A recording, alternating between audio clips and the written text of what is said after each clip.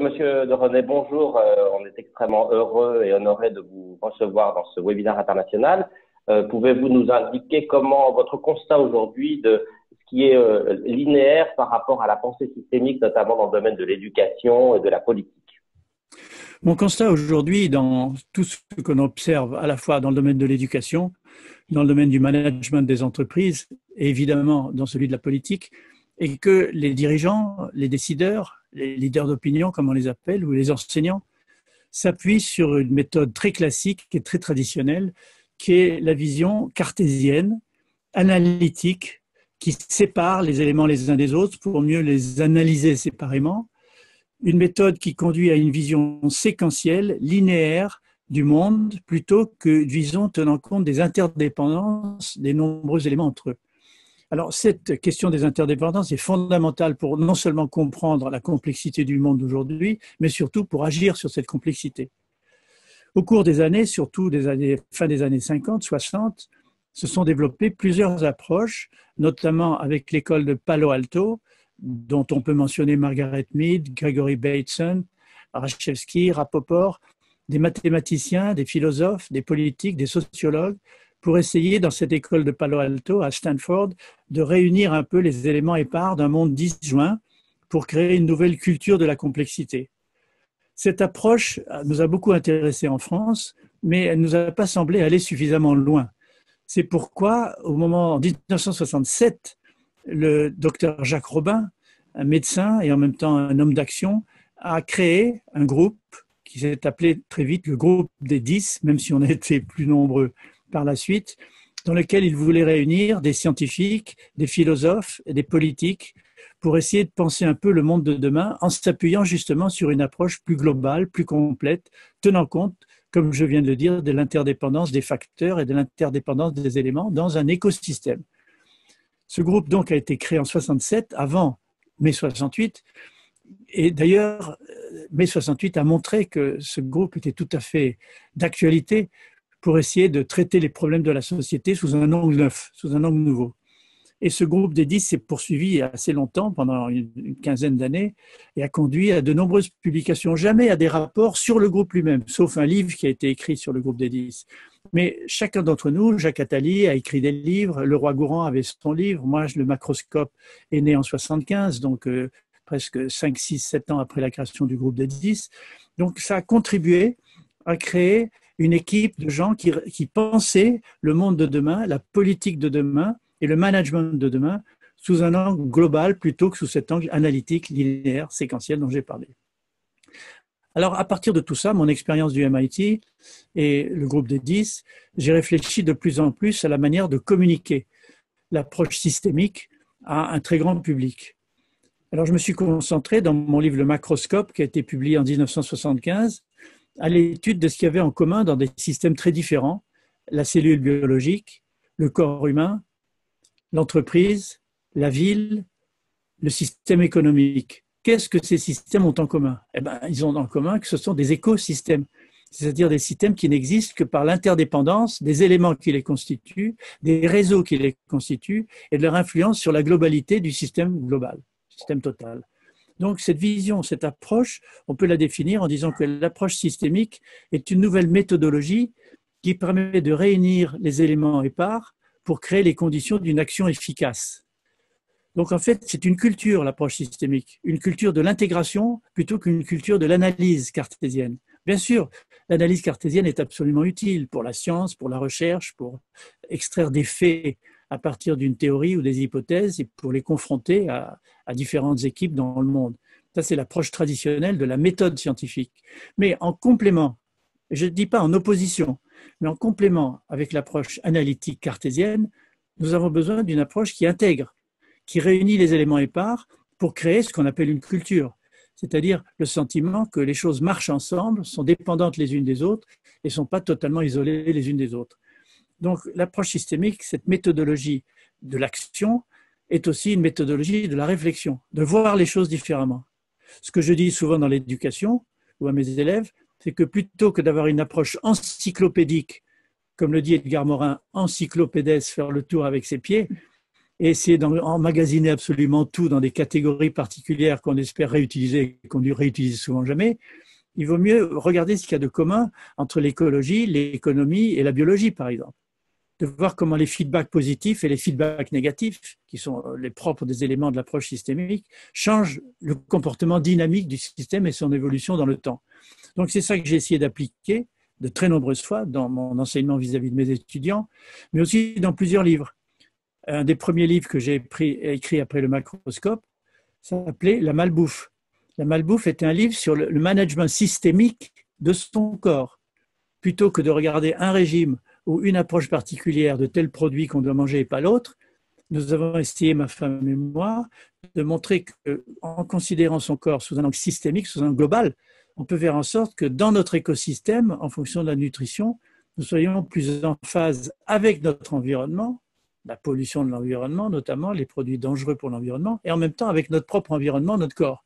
Donc, une des grandes applications de la systémique, ça a été pour moi la manière de gérer son corps que j'ai appelée la bionomie par rapport à l'économie et l'écologie. On avait la biologie, j'ai créé la bionomie de bios nomos, la règle de gestion du corps, la règle de gestion systémique, je pourrais ajouter, du corps, le management du corps.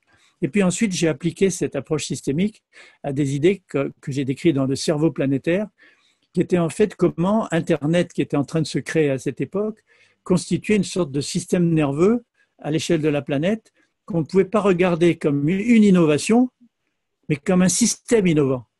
Parce que pour ceux qui le regardent de près, Internet n'est pas fait simplement d'une application qui est le mail, ou d'une application qui sont les moteurs de recherche, ou la vidéo, ou les sites web. Internet est une convergence, une intégration de multiples systèmes à l'intérieur, avec chacun ses codes. Le code TCP/IP, par exemple, mais le code mail, le code qui permet d'envoyer des vidéos. Tout ceci contribue, s'intègre dans un système global qu'on appelle Internet. C'est un système innovant. Donc j'ai essayé de décrire ça avec l'approche systémique pour voir différemment le phénomène Internet dans le cerveau planétaire notamment. Et puis ensuite, j'ai été plus loin encore, toujours dans l'approche systémique, avec le livre que j'ai publié en 1995, c'est-à-dire maintenant il y a presque 22 ans, un livre qui portait sur la symbiose entre l'homme, son corps et l'écosystème numérique que l'on a créé autour de nous. L'homme symbiotique, c'est la possibilité d'avoir des outils pas seulement portables, mais des outils métables. Et encore une fois, l'approche systémique m'a beaucoup aidé, non seulement dans la vulgarisation de ce que j'ai essayé de dire, puisque je parlais à la fois de biologie, de numérique, de mécanique, d'électronique. Donc l'approche systémique pluridisciplinaire m'a aidé à mieux faire comprendre ce que je disais, mais en même temps m'a conduit à une réflexion sur ce que j'appelle les propriétés émergentes. Et ceci est un des éléments très importants de la vision systémique, c'est que quand des systèmes entre eux se combinent, s'intègrent et sont en symbiose, il y a émergence de propriétés nouvelles. La vie, la pensée consciente, l'économie, tout ça, ce sont des systèmes émergents qui ne sont pas prédictibles de chacune des propriétés des constituants, mais que grâce à l'approche systémique, on voit émerger comme propriétés nouvelles qui n'étaient pas prédictives à partir des éléments constituants, qui est aussi un des grands éléments fondamentaux de la systémique. La dynamique des systèmes et la prédiction de l'évolution d'un système dans le temps. Et puis plus récemment, dans deux livres, Surfer la vie et Je cherche à comprendre les codes cachés de la nature, encore une fois, la systémique m'a aidé dans Surfer la vie à anticiper ce que j'appelle la société fluide, c'est-à-dire une société qui n'est pas seulement fondée sur une hiérarchie d'éléments structurés et constitués, mais sur une possibilité de management latéral, transversal, de multiples systèmes interdépendants, connectés par les réseaux numériques notamment, mais aussi par les réseaux humains, par le lien humain, par le lien social. Donc ça, c'est ce que j'ai essayé de décrire dans Surfer la vie, en utilisant une vision globale, une vision écosystémique à ce moment-là, qui est la dynamique du surf, qui consiste à rester en équilibre, ou plutôt en déséquilibre contrôlé, sur une vague qui elle-même se modifie dans le temps et sur une planche qui elle-même se modifie. Donc on doit gérer en temps réel, grâce à l'information multidimensionnelle qu'on acquiert de son environnement, toute une série de paramètres qui permettent de rester sur la vague, de se faire plaisir et voire de gagner des concours. Donc c'est ensuite ça ce que j'ai essayé d'appliquer à la fin de Surfer la vie au management des systèmes complexes en montrant que le management traditionnel qui se fonde sur le reporting, qui se fonde sur le contrôle quantifiable de ce que les gens font, ne suffit plus. Il faut aujourd'hui créer dans le management moderne une vision systémique, globale, avoir une vision à long terme, tenir compte de l'interdépendance des gens, ce que j'appelle le lien social, le lien humain, et avoir une vision du management qui n'est plus seulement la vision programmation et contrôle, mais la vision charismatique, une visibilité à long terme, à 15 ans, à 20 ans, une confiance que l'on fonde dans les gens, leur possibilité pour eux d'expérimenter dans un cadre que l'on définit avec eux, et enfin d'avoir des valeurs. Si le management moderne n'a pas de valeurs, pourquoi voudrait-on que les salariés s'identifient à une entreprise à laquelle ils ne croient pas, dont ils ne partagent pas les objectifs? Donc, charisme, vision, confiance, écoute et valeurs sont pour le management moderne une mise en pratique de la systémique dans l'entreprise pour augmenter l'efficacité du management, mais en même temps pour respecter les gens et faire en sorte qu'une entreprise soit avant tout une coopérative d'indépendants avec chacun ses objectifs, mais qui correspond quand même aux objectifs globaux de l'entreprise. Donc, en résumé, ce que je voudrais dire vis-à-vis des managers et du politique, c'est qu'il faut complètement revoir nos méthodes de management de la complexité. Aujourd'hui, on pense encore, notamment dans les milieux politiques, que ceux qui ont fait des grandes écoles d'administration, et donc qui ont fait du droit, ou ceux qui ont fait des grandes écoles de mathématiques, et donc ces grandes écoles-là, les gens qui sortent à la fois de l'ENA, disons, ou de l'IX, sans les critiquer, ont des outils de droit et des outils mathématiques qui, à mon avis, ne correspondent pas à la gestion de la complexité. Ils n'ont pas l'approche systémique de l'interdépendance des facteurs. Ils se concentrent sur un élément, un politique c'est typique, il identifie un élément, on met l'accent sur cet élément, mais on ne voit pas qu'on crée des effets pervers. Par exemple, certains candidats à des élections disent qu'il faut augmenter les salaires. D'accord, mais si on augmente les salaires, l'entreprise voit ses coûts augmenter puisqu'elle doit payer les gens plus cher. Donc ses prix doivent augmenter, sinon les gens vont se désintéresser de ces produits s'ils sont trop chers. Donc augmenter les salaires, ça veut dire augmenter les prix, ça veut dire devenir moins compétitif. Ça, c'est une approche systémique qui permet de montrer les feedbacks négatifs et les feedbacks positifs.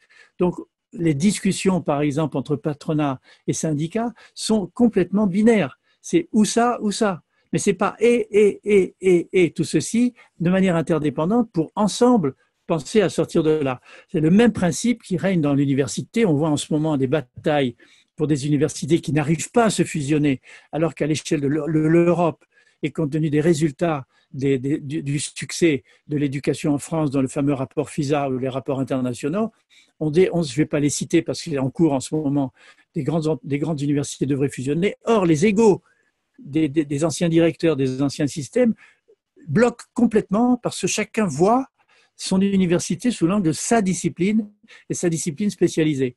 Donc, l'approche systémique est rejetée par beaucoup d'un politique, beaucoup d'industriels et beaucoup d'universitaires parce qu'elle n'est pas porteuse de pouvoir. Voilà le grand mot lâché. Le grand mot lâché, c'est que les gens se cramponnent à un pouvoir pyramidal. En haut de la pyramide, ils sont les seuls à pouvoir décider pour tout le reste et ils luttent de manière très acharnée contre la prise de pouvoir de la base de leur pyramide, qui cherche par le crowdsourcing, par les réseaux intelligents, par l'intelligence humaine augmentée, on va le voir de plus en plus avec l'intelligence artificielle, menace leur pouvoir pyramidal. Le fait qu'ils puissent être réélus. Beaucoup d'entre eux ne voient que les 5 années de leur mandat ou les 4 ans de leur mandat pour certains pays et refusent de donner le pouvoir aux autres. C'est pourquoi, dans l'entreprise, et je terminerai par ça, le pouvoir transversal, le pouvoir partagé est considéré comme un danger pour les managers, plutôt que comme un atout pour permettre à l'entreprise d'aller plus loin et d'accomplir ses missions dans le cadre de l'intérêt global de la société, et pas seulement d'un intérêt de profit à court terme. Vous voyez que l'approche systémique a donc des impacts considérables dans l'université, en politique, dans le management des entreprises. Il suffit simplement de s'y mettre et refuser un tout petit peu le pouvoir personnel, pas le refuser, mais le déléguer pour être ensemble capables de créer le monde de demain, de créer notre futur souhaité, plutôt que de subir le futur imposé par les autres.